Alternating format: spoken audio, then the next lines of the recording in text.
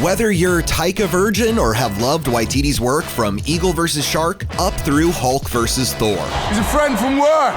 You can see that Waititi's only just begun. On this IMDbrief, we break down how the New Zealand jokester went from low-budget vampires to Marvel, Star Wars, and beyond. Oh, it's definitely not a good time to be a Nazi. Unless you're Taika Waititi. Wait, that came out wrong. The director plays Führer in his new film JoJo Rabbit, and its premiere at TIFF will surely rewrite history.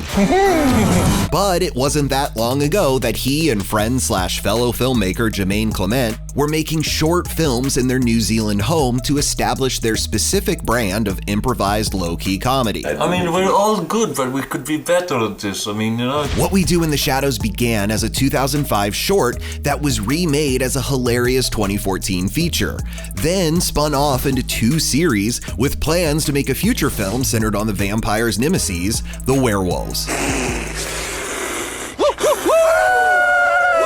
Clement, who broke out on his musical HBO series Flight of the Conchords in 2007, had Waititi write 2 and direct 4 episodes, including this tender ode to a long-limbed coworker. I had a budgie, but it died.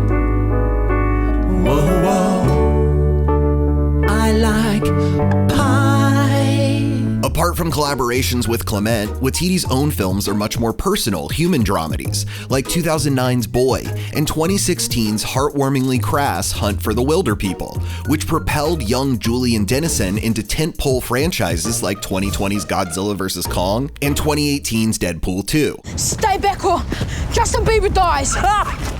Justin Bieber, he called you Justin Bieber. But it was 2017's Thor Ragnarok that made Waititi a household name, as his fresh take on the MCU's age-old Asgardian was the course correct needed to atone for the dark world. Has anyone here fought the Grand Masters champion? Doug has? Doug! Oh, no, Doug's dead.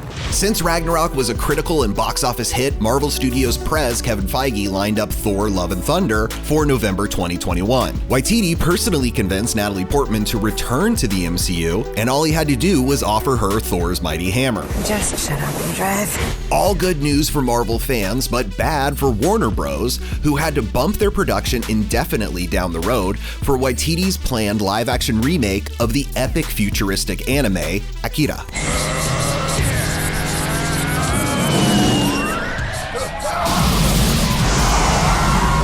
And while JoJo Rabbit kicks off an awards season sprint at the Toronto International Film Festival in September, Waititi will moonlight with Fox Searchlight on another project, an adaptation of the 2014 doc Next Goal Wins about longtime losers, the American Samoa soccer team. I'm just trying to prove we're not the same team anymore.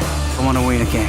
He just needs to wrap that up before Love and Thunder starts production in early 2020, which should be no sweat for the multi-hyphenate who is somehow also juggling a remake of Terry Gilliam's Time Bandits for Apple's new streaming service, crossing comic book lines for a rumored role in James Gunn's reboot of DC's The Suicide Squad, and cracking a script for an animated remake of the 80s colossal goof, Flash Gordon. Go, Flash, go!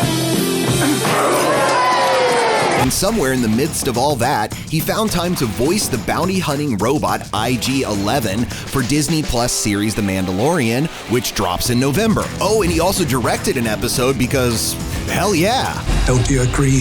Which for a moment made us ask, will this future be too much Taika to take?